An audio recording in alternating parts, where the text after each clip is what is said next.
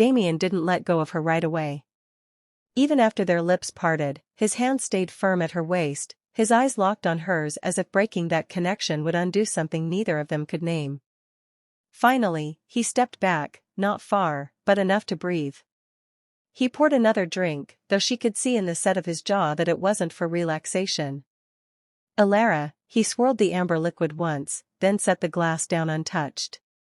"The people behind that contract, Blackthorn Industries, they're not just investors. They're predators." Her brow furrowed. "Predators?" "They find talent in small towns, people who'll sign anything for a shot at the big stage. They promise fame, success, and then they take everything. Not just the work, sometimes the person. Travel schedules so tight you can't breathe, control over who you see, where you live, what you wear. And if you try to walk away," his jaw flexed. "You don't." A chill slid over her skin. "How do you know all this?" His gaze hardened. "Because I used to work for them. I left when I realized what they really were. But they don't forgive betrayal." Her stomach nodded. "And now they want me." "They want control of you," Damien said. "Because you're the kind of talent they can market and own. And if you sign, Alara, they will own you. Completely." She sat down, her pulse a mix of fear and something more dangerous, resolve. "Then why bring me here at all?" He stepped forward, his voice low and raw. "Because when I saw your work, I knew it deserved the world. I thought I could slip you past them, set you up with real investors, people who would help without chains. But now," he exhaled sharply. "Now I'm not sure I can keep my distance long enough to protect you." Her breath caught at the last part. "You're saying you want me to leave?" His eyes burned into hers.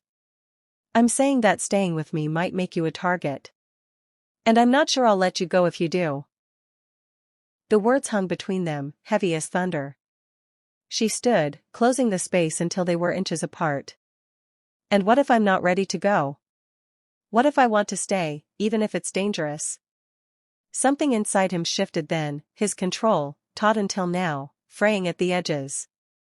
"You'd be choosing me," he said slowly. "Not the safe path. Not the easy one. Me." Her voice was steady. "Then maybe I've already chosen." For a moment, they just looked at each other, her heart hammering, his breath uneven. The storm outside rolled again, rattling the glass. And Damien, for the first time since she met him, looked like a man on the edge of surrender. The rain outside was no longer gentle, it lashed against the penthouse windows in fierce, uneven bursts, the wind howling around the glass like a warning neither of them intended to heed. Damien stood in front of her, motionless for a moment, as though still fighting something inside himself. Then, without a word, he closed the space between them and took her face in his hands.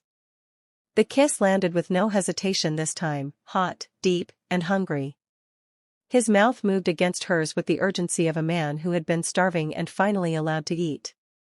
Alara's hands found his shirt, bunching the fabric at his chest, pulling him closer until his body pressed flush to hers.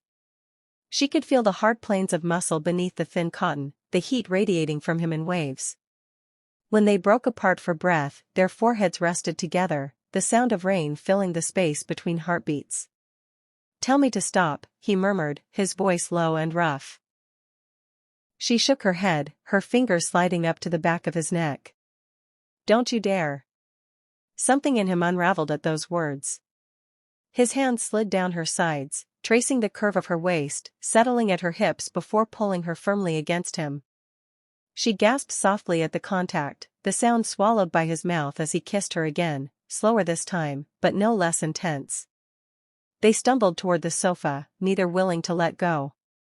His hands roamed her back, his touch firm but reverent, as though memorizing the shape of her beneath his palms. When they sank onto the cushions, Damien's lips trailed along her jaw to the sensitive hollow just below her ear, each kiss a slow burn against her skin. Her breath hitched, fingers tightening in his hair as he drew a shiver from her with nothing more than the scrape of his stubble along her neck. "Alara," he whispered against her skin, the syllables a mix of need and awe. Her name in his voice was its own kind of touch. She pulled back just enough to look at him. His pupils were dark and blown wide, his breathing uneven. A drop of rain clung to his hair from when he'd come in, catching the light before sliding down to his temple. She reached up, brushing it away with a trembling hand. And then she kissed him, hard, fierce, pouring every unspoken word into the press of her lips. His response was instant, his arms wrapping around her, holding her like he could anchor her in the middle of the storm.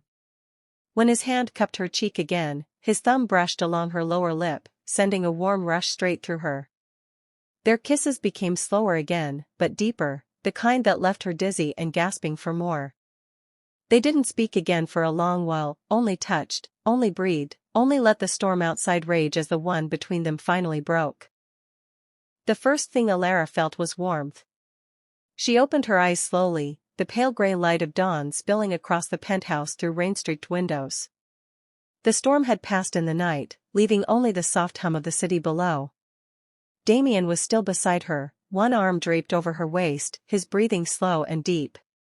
Without the constant fire in his eyes, he looked younger, almost vulnerable. Her fingers brushed along the line of his jaw, feeling the faint rasp of stubble. He stirred at the touch, eyes opening to meet hers.